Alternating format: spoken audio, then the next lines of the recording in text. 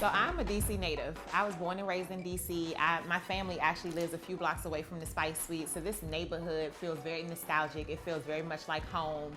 The Spice Suite is kind of the most random thing I've ever done in my life. And I start with that because I really didn't plan to open this shop. Having this business has freed me in a way I couldn't imagine. I did not ever think that my life would include traveling the world for spices and walking into a space that I can say that is mine, that I've created, that I've decorated, that I've, curated. When the pandemic started, I think all of us were just like, not really sure what to do. We're kind of in this frenzy, in this kind of state of panic.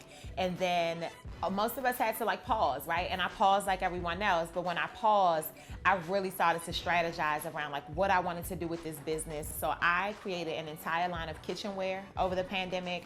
I sourced co-packers so that I could be more efficient about my business and move my online sales in a way that would benefit me financially if we could never open again. So when folks come into the Spice Suite, I tell them that the motto here is food is fashion. And I believe that because I love fashion just as much as I love food. I am expecting and hoping and wanting for them to just trust that the hard work is already done. Deciding what goes in the bottle and how the flavors should mesh together is the hard part. The easy part is choosing which one you think speaks to you and going home with it.